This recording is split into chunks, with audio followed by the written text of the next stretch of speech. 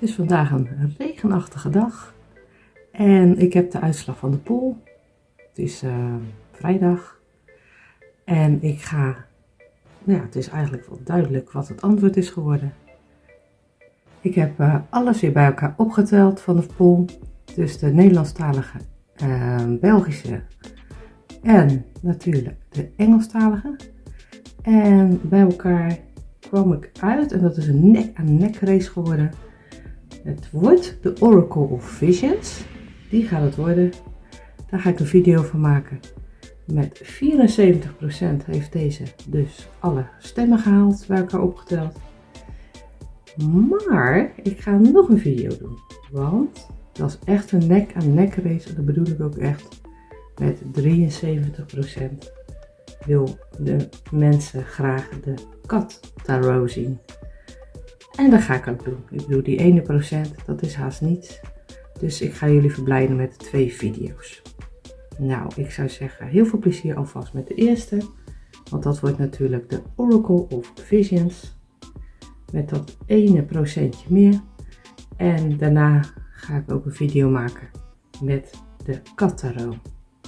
Heel veel plezier. Dit is hem. Ja, het is een super mooi doosje. Het is echt heel goed over nagedacht, al zeg ik het zelf. Dus echt visueel mankeert er helemaal niets aan. Hij is dus gemaakt door Giro Marchetti, onze grote vriend. Ja, want ik heb natuurlijk ook de Expanded Lunneman van Giro. En met deze kaart, en dat zeg ik alvast, dit doe ik altijd intuïtief. Dat heb ik geleerd van iemand. En dat doe ik echt altijd intuïtief. Dus ik ga eerst kijken, wat zeggen de kaarten mij? En dat schrijf ik op bij in het boekje. Dus hier zit ook een boekje bij, dat ga ik meteen even laten zien. Dit is het boekje. Ook super mooi. Ziet er heel mooi uit. Nou, voorwoord natuurlijk. En dan gaat hij beginnen met de kaarten. En elke kaart heeft natuurlijk een naam. En die naam die schrijf ik op, zeg maar hieronder. Dan schrijf ik alle kaarten op met de namen erbij. Maar waar het mij om gaat is dat jij, net als ik, eigenlijk in die kaarten, ja, zeg maar, dat je in die kaarten helemaal naar binnen wordt gezogen. Dus dat je het echt ook intuïtief kan gaan doen. En daarom zal ik het apart behandelen. Dus ik zal gewoon opschrijven hoe die kaarten heten hieronder. En dan schrijf ik bijvoorbeeld hier schrijf ik op wat mij het aan doet denken of waar ik hem voor trek. En dat doe ik echt intuïtief. En dan, dus het komt ook wel uit dat het ook vaak is dezelfde als wat op de kaart staat. Maar niet altijd. Niet altijd. Maar je kan echt voor elke kaart kan je minstens 20 verschillende intuïtieve dingen hebben. En dat is niet zo als je het boekje gaat doornemen en je gaat eigenlijk alleen maar bedenken van oké, wat het is een betekenis wat hierbij hoort. Dat is in de Lunneman wel natuurlijk zo, dat ga je natuurlijk als eerste doen. Maar met deze kaarten kan je het gewoon meteen intuïtief doen. Goed, dus alle kaarten gaat het af. Met de plaatjes erbij. En het zijn kaarten 1 tot en met 52. Dus het zijn een hoop orakelkaarten. Nou, echt alle plaatjes erbij wat ik al zeg.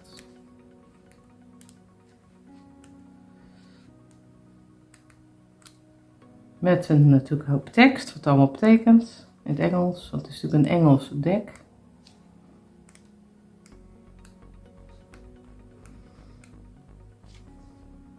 Helaas niet in kleur, maar in zwart-wit. Maar ja, dan wordt natuurlijk de drukkosten worden natuurlijk veel hoger. En daar heeft Giro niet voor gekozen. Ja, kijk hier nog meer bij gekalkt.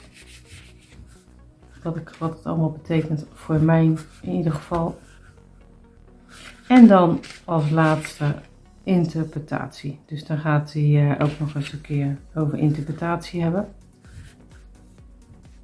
Dan gaat hij ook even op door. En over de combinatiekaarten. Dat is grappig.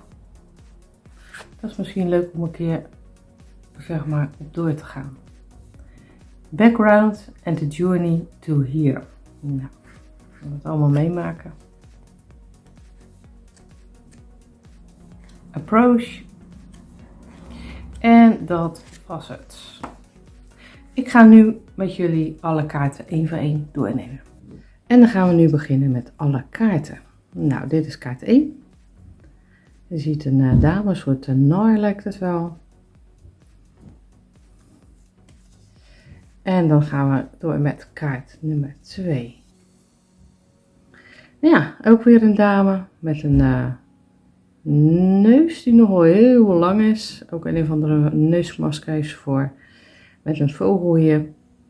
En deze en een zwaan. Ja, zie je hier zo? Ja, dat is voor mij ook wel. En nog een. Je ziet echt wel heel veel vogels om haar heen. Ja, daar kan je ook weer van alles uithalen als je wil. Zoals een hele deftige dame. Of iemand die zijn gezicht niet laat zien. Of iemand die zeg maar overal zijn neus insteekt. Om spreekwoordelijk te zeggen in het Nederlands. Ja, dat soort dingen zou je al meteen kunnen bedenken. Dus als je de kaarten ziet, kan je ook meteen bedenken. Hé, wat zie ik erin? Dat is eigenlijk als eerste wat je gaat doen als je deze kaarten ziet. Nou, dit is wel super zen. Hè? Een beetje aan het mediteren en aan het doen. En je ziet hier ook een witte rat. Wat je hier ziet. En vlinders bijgetekend. En een kikker. Die zie je hier ook. Ja, het is echt heel veel te zien op zo'n plaatje.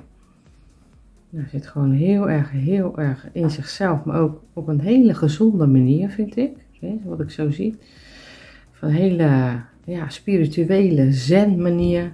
En je ziet hier ook een rood bosje. Of een vink. Of in ieder geval een vogeltje met een rood bosje. En dat is kaart nummer 3. Dan gaan we nu verder met kaart nummer 4.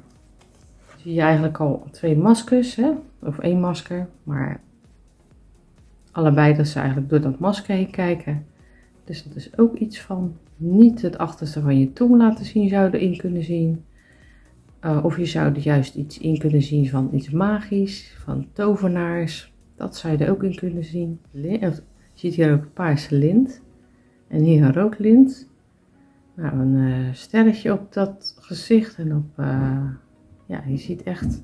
En wat je natuurlijk ook ziet is dat deze dame oogt vrij jong. Nou, en deze dame die oogt vrij oud. En het kan ook zijn dat dit dezelfde dame is. En dan deze jongen die is ouder. Kan ook weer te maken hebben met de wijsheid. Je kan er echt zoveel dingen in zien. Nou, hier werken ze ook met van bladeren, herfstbladeren. Deze tijd van het jaar is dat natuurlijk, komt dat heel mooi uit. Dus elk plaatje kan je eigenlijk misschien nog wel aandachtig 5 minuten kijken. En alles wat je dus bedenkt van ja, schrijf je het meteen op. Van oké, daar staat de kaart voor. En daar kan die ook voor staan. Daar kan die ook voor staan. Dus je laat jouw intuïtie, laat je eerst over die kaart heen gaan. Alvorens je ze echt gaat gebruiken. Nou, 5. Ja, deze dame die loopt echt zo tegen de wind in. Ze is ook wel op zoek. Je ziet hier dat het een lichtje is, dus ze is wel op zoek. Dus je zou het kunnen zien als dat een stormachtig schip. Met ook allerlei zwaluwen, als ik het zo bekijk. Een beetje fantasie, zwaluwen zie ik erin. Een oud schip wat niet zo vooruit te branden is, maar echt in de woestenij zit. Of in die zin superveel heftige dingen aan de orde. Maar ze ziet dan ook wel altijd dat lampje zo van oké, ik hoef niet te dwalen, ik kan het lampje volgen. Kijk, dat zou je erin kunnen zien. Dat zou een van de dingen zijn die jij er ook in kan zien, zeg maar. Deze dame is ook een beetje zo ineengedoken. Is ook heel erg in zichzelf gekeerd. Je ziet hier wel een regenboog om haar heen. Je ziet hier ook het licht naar beneden stralen. Dus het kan zijn dat diegene heel erg aan het zoeken is om het lichtje in zichzelf te vinden. En om zichzelf te ontdekken. En dat kan natuurlijk op allerlei manieren zijn. Dat ze zeg maar spiritueel bezig gaat zijn om zichzelf te ontdekken. Of lichamelijk of geestelijk. Het kan ook zijn dat ze zeg maar met alles zichzelf wil gaan ontdekken. En dat ze daar al mee bezig is. Of in een relatie. Nee, je kan het op allerlei manieren natuurlijk bedenken. En je kan natuurlijk ook op allerlei andere manieren zeg maar bedenken wat deze kaart zou kunnen betekenen. Dus ook hier weer schrijf alles op. Kaart nummer 7. Nou, die heb ik eigenlijk best wel vaak getrokken. Voor mij een stresskaart. De aap is helemaal rood aangelopen. Een doodskop in zijn handen. Ook niet echt lekker fris. Nou, hier zie je een boek. Je ziet dat hij aan het typen is. Zo. Je ziet ook allemaal letters van typen. Zie je hier achter hem verschijnen. Blaadjes zo de lucht ingegooid. En deze aap is niet blij. Maar dat is de interpretatie die ik ervan maak. Dus ik trek deze altijd in stresssituaties. Want natuurlijk ga je nadat je alle kaarten aandachtig hebt bekeken. En hebt opgeschreven wat je allemaal ziet. En wat allemaal tot je doorkomt intuïtief. En daarna ga je natuurlijk ook op een gegeven moment echt met die kaarten werken. Nou, en dan is het natuurlijk oké, ik denk dat dit is een stresskaart. Komt dat ook zo uit in mijn legging? Je zal zien dat het eigenlijk altijd zo uitkomt als in je legging. Als in je interpretatie ook. Wat je al eerder hebt geïnterpreteerd. Toen je de kaart voor het eerst zag. Nou, dit is kaart nummer 8. Ja, het is altijd een afbeelding waar ik het niet zo... Ik heb er geen echt fijne associaties bij. Maar ja, ook hier weer geldt. Je kan het misschien juist zien als een heilige man. Als iemand die heel veel hersens heeft en heel veel weet. En zie je hier ook spiritueel. Zie je hier dus een zesde chakra. Dat zie je ook. Dus het kan zijn dat jij het gewoon echt als spirituele man ziet. Als een leermeester.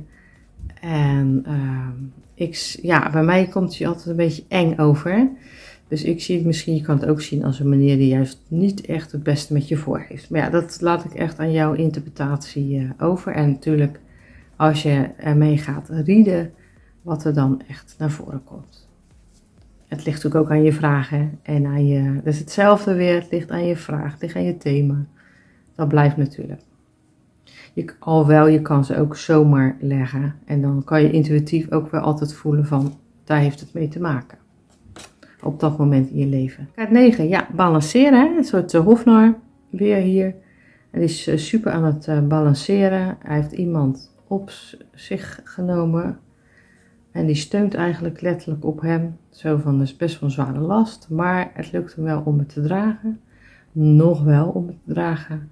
En je ziet hier ook, hij heeft hij heeft iets om. Ik ben wel heel benieuwd of jullie weten wat dat is. Heeft dat een speciale betekenis?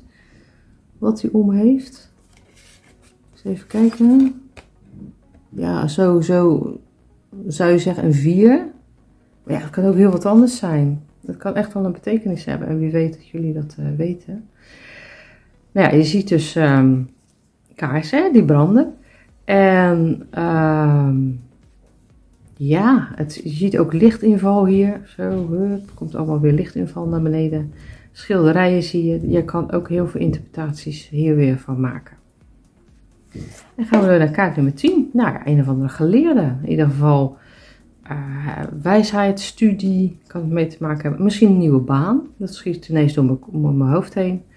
Je ziet hem hier ook dat hij allerlei actes heeft. Of bullen of weet ik veel. Hij heeft in ieder geval... Ja, heel veel wijsheid vergaard. En je ziet hier ook, en dat is heel grappig getekend, allemaal boeken rond zijn nek, als een soort kraag. Een soort boekenkraag in dit geval. En ook op zijn hoofd zelfs een boek wat open is. Dus hij staat echt enorm, of hij of zij, enorm open voor de wijsheid en alle leren en dat soort dingen. Dat is wat ik ervan maak. Ja, en ook heel mooi hè, hoe dat getekend is en ook wat hij aan heeft en zo, of zij. Ja. Met een bril, de ouderwetse, haar hele ouderwetse. 11, minstreel. En blije figuur, met muziek kan het te maken hebben. Yin en yang, kijk maar eens, yin en yang. En de sterren zie je ook weer op zijn gezicht. Nou ja, ook weer een soort van hofnar, want je ziet dus ook van die belletjes zo, hier zo. En dat zal dan een lier zijn. Tenminste, daar speelde zoveel voor op. Ik weet niet of dat ook echt een lier is. Dat zou heel goed kunnen. Nou, en dit is het muziekblad natuurlijk, wat hij nodig heeft om die lier of wat dan ook te bespelen. En dan hebben we nummer 12. Vind ik ook best wel een eng plaatje. Aan de andere kant ook alweer geboorte. Hey, wedergeboorte, geboorte. Misschien heeft het echt wel te maken met een geboorte. Dus met iemand die zwanger kan worden. Het is natuurlijk alweer een gezondheidsvraag. Kijk er vooruit. Maar in principe, als je er niet al te veel waarde aan hecht. Of als je bedenkt van oké, je moet natuurlijk ook nog naar de dokter ervoor. En maakt niet uit, dan kan je dat natuurlijk wel een kaartje voor leggen. En nou ja, geboorte.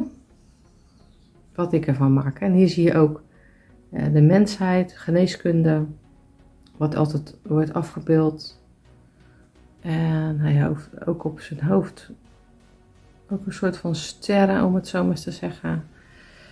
Dus en het wordt ook van binnenuit, geeft het licht. Dat kan ook staan voor chakra's of iets voor, dat je echt een soort wedergeboorte hebt juist. Nou ja, ik ben wel benieuwd wat jij ervan maakt en wat betreft ook als je de kaarten gaat rieden. 13. Nou, die vrouw die is, tenminste, dat is waar ik hem voor altijd vertrek. Op de een of andere manier.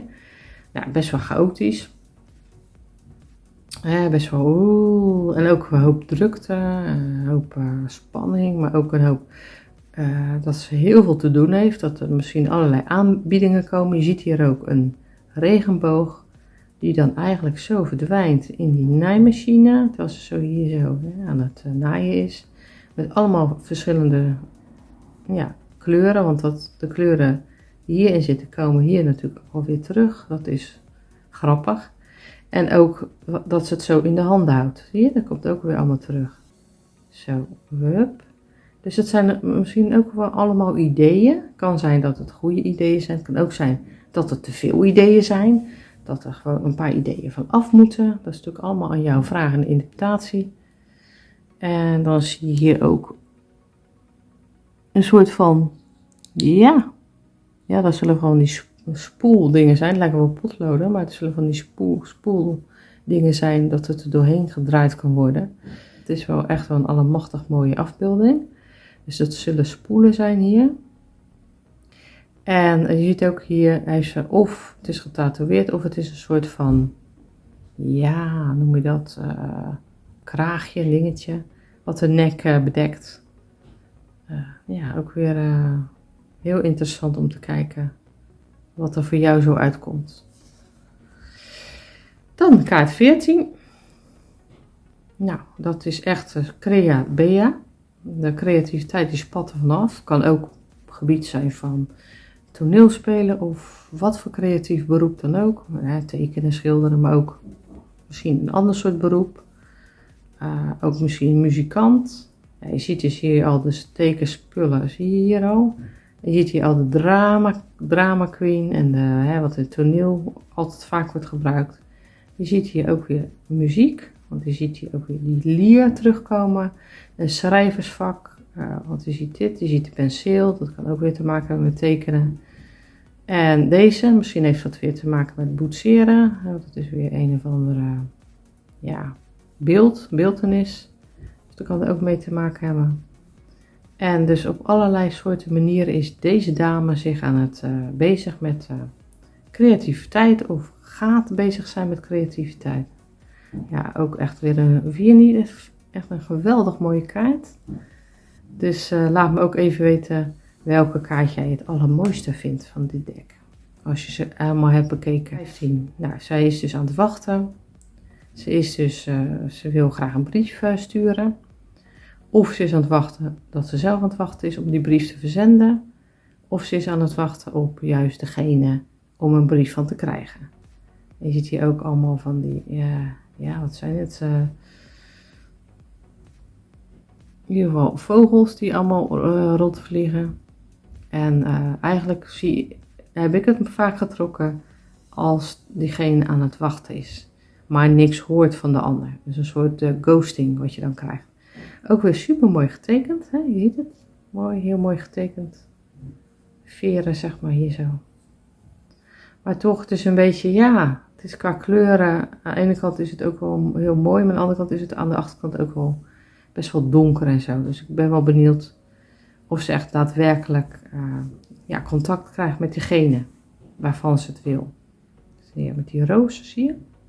En deze brief heeft een stempel. Dat zie je hier. En dan gaan we door met kaart 16. Nou, dit is wel iemand die, wat ik ervan maak is een vrouw die eigenlijk heel graag dit wil bereiken. Ze ziet het al, maar ze heeft het nog niet bereikt. En ze heeft wel echt door stormen alles doorstaan. Maar er zijn ook wel een hoop van, die dingen die best wel moeilijk voor haar waren. Maar hier zie je al dat de zon gaat schijnen. Je ziet al dat die zon gaat schijnen en die zon die gaat ook hierdoor. En dat de regen die is gevallen, dat daardoor ook hier die regenboog komt. Dus na hele moeilijke tijden, en dat zijn echt moeilijke tijden geweest. Heel veel knokken, heel veel proberen en doen om zichzelf te helen. Wordt het nu weer, wordt het allemaal weer oké. En dat is even hoe ik het zie, hè. En je ziet hier ook, dat het aan het strand is. En je ziet hier de zee en je ziet hier het strand. Ja, kaart nummer 16. Dan kaart nummer 17. En dat is wat is het? Ook een soort van hofnar, ook weer yin en yang. Hier zie je, een soort oog getekend. Je ziet hier een soort oog wat getekend is. Misschien een soort van helende handen. Hier zie je ook een soort van oog wat getekend is. Ja, met een hoop massels. Het omega teken, als ik het goed heb. Zo. Ja, ook weer iemand die volgens mij wel goed in balans is. Balletdansen zou het ook wel zelfs kunnen zijn. Of iemand die bezig is met in de sportschool. In ieder geval wel iemand die echt wel in balans is. Dat is wat ik ervan maak, hè. Ja, weer een super mooie schattige kaart. Ook misschien weer iemand die in zwanger wil raken of net moeder is of wat dan ook. Of in ieder geval iemand die voor anderen heel goed zorgt. Die echt, waar iemand heel erg geborgen bij kan zijn.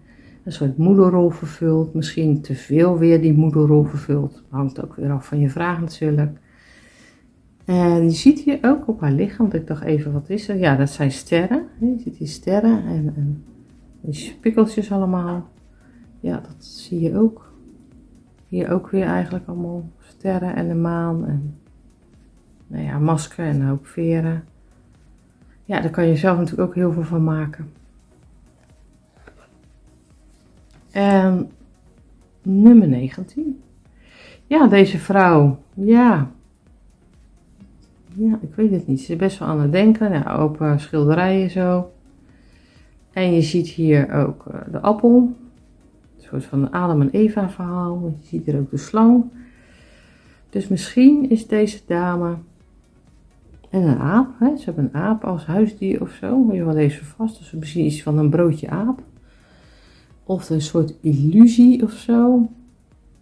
Ze zit ook heel hard aan het nadenken. Wil ik hier wel of wil ik hier niet mee doorgaan? Het lijkt wel alsof het niet helemaal kosher is. Niet helemaal zuiver is. Ze zit heel erg aan het nadenken. Ze zit wel hier, zeg maar, zie je wel licht, maar zij zit zelf nog in het donker. Dus ze is er niet echt helemaal uit met wat ze wil en wat ze doet. En de situatie die nu zo is, lijkt mij niet echt een handige, verstandige situatie. Maar goed, dat is hoe ik het interpreteer. Nou, dat is 50 Shades of Grey, hè, als je het zo ziet. Alle geloven bij elkaar, om het zo maar eens te zeggen. Hamse handje. Joodse geloof. Je ziet hier ook de ster ook. Je ziet hier ook natuurlijk weer yin en yang teken. Christendom, moslim. En dit weet ik niet wat dat betekent. En die weet ik ook niet. Misschien heeft dat ook een geloof. En deze ook, neem ik aan. Maar dat zijn geloven, die ken ik niet. Heel veel, misschien iemand die niet goed weet wat hij wil, qua geloof of qua wat moet hij kiezen. Wat moet hij doen? Misschien is hij ook bij zichzelf helemaal aan het raden van oké, wat kan ik het beste doen en hoe wil ik het doen. En je ziet hier ook de evolutie van de mens. Ja, tenminste, hoe met de Darwin te spreken. De aap en dan werd dan hup en dan ging er staan en het ging hup en dat wat op een gegeven moment werd het de mens. Ja, dus is hij zichzelf ook weer aan het ontdekken of is het een soort leermeester dat hij jou weer raad kan geven. Een bijzondere kaart. Nou, mevrouw Hectiek bij de gokmachine. Nou, het kan zijn dat het om een soort van verslaving gaat. Als ze ergens verslaafd aan is. Ja, ze heeft hier de dobbelstenen al bij de hand. Hier lekker de eenarmige bandiet, zoals ze het ook wel noemen. Dus zo van, we gaan weer lekker gokken. Vrijdag de 13e, oh, help. Staat vaak voor ongeluk. Bij mij trouwens niet. En bijvoorbeeld zwarte katten is bijvoorbeeld in Japan, dacht ik, betekent het dat zwarte katten juist heel veel geluk geven. Nee, je ziet allemaal klavertjes 4, dat dan wel. Ja, het zou een verslaving kunnen zijn, of wat voor soort verslaving dan ook. In ieder geval iemand dus een warhoofd, misschien heeft het te maken met ADD, ADHD, weet jij, het kan allemaal. Wat er in je hoofd opkomt. Dus ook met een soort kaartspel bezig. Zie je, het zit zelfs allemaal in de haren. En je ziet hier ook, je ziet hier ook het hart, de ruiter en de schoppen zie je.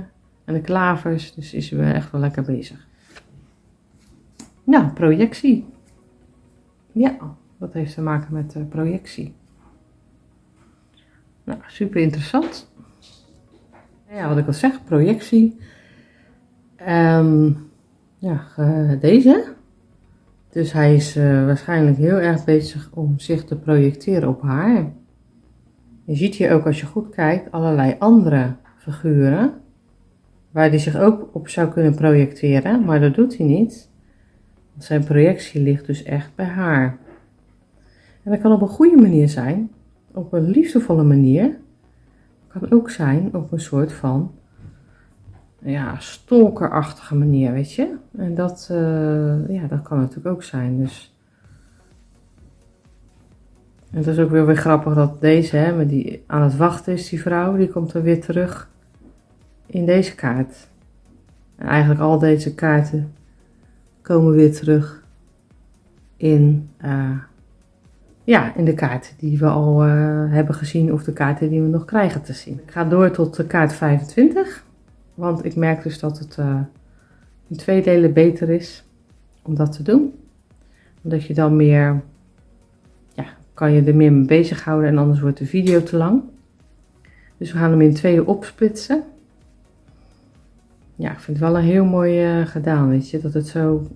Dat je met tekenen ook zo mooi dat licht naar voren kan krijgen. Dit is dan donker en dit is dan echt, wordt heel erg hel verlicht. En de kaart 23, wat ik ook wel vaak heb getrokken voor klanten. En dan zie je dus, tenminste, hij ziet hier natuurlijk een eenhoorn staan. Je ziet dus dat hij ook wel echt hier een puntje heeft, dus dat is dan een eenhoorn. En ja, ik zie het altijd als vruchtbaarheid. Ik zie dus die 2 eierschalen. Ik zie het echt als een soort van vruchtbaarheid. Ook hier op haar, zie je op haar rug getekend, boom, ook vruchtbaar. En je ziet ook het vogeltje hier, weet je. Het is ook helemaal niet bang. Die zie je gewoon zo lekker kijken. En ik heb altijd zo dat ik denk, ja, het kan ook weer voor iets van zwangerschap of het staat voor een nieuw idee wat nog aan het uitbroeden is. Bijvoorbeeld je werk of je nieuwe werk. Of iets financieel, in ieder geval iets wat nog aan het uitbroeden is. Waar je op aan het broeden bent, om het zo maar te zeggen in het Nederlands. En ja, dat is echt wel heel mooi. Als je heel goed kijkt, zie je hier een eekhoorn. Ja. En dan kaart 24, we zijn er bijna. Als een soort vogeltje gevangen in een kootje. Je ziet hier ook een vlindertje wat hier zo heel graag hieruit wil en ook eruit al is. Dus hij is ook iets van vrijlaten. Zo van, oh, eindelijk ben ik vrij. En die poes die zit er ook een beetje zo naar te kijken van, wat gebeurt er hier allemaal? Wat gebeurt er hier allemaal? Nou, een schaakspel, dus misschien heeft het een hoop heisa opgeleverd. Dus een hoop denkwerk geweest. Alvorens de vlinder eruit kon gaan. In ieder geval, het is wel geopend. Maar ja, er zitten nog vlinders in. En er nog dingen niet echt goed. En echt, ja, hoe moet ik dat zeggen, dat echt eruit gekomen zijn. Dus er zijn nog eigenlijk een soort gevangenschap of een soort gevangen zitten in de geest of gevangen zitten misschien huiselijk. Dat je dat er eigenlijk in een positie zit die helemaal niet gezond is voor je. Ja, dat zie je wel in deze kaart terugkomen. En de laatste handklok. Ja, daar is die. Nou, in ieder geval een magician, een goochelaar. Je ziet hem in de spotlights en met die witte duif die we ook vaak hebben. En een soort van driehoek waar het op slaat. Dat weet ik niet. Dat zal in de beschrijving staan. Maar in ieder geval, hij hier, van die ringen hier, hij is echt aan het goochelen, aan het doen en om iets voor elkaar te krijgen. En hij kan het. Hij denkt van, ik kan het allemaal. Het kan ook zijn dat het een ontgoocheling is. Ja, weet je wel. Ik denk dat je met deze ook wel heel veel verschillende kanten op kan. Nou, dit was het tot en met 25. En dan gaan we in het tweede deel door met kaart 26 tot en met 52. Dus tot het volgende deel.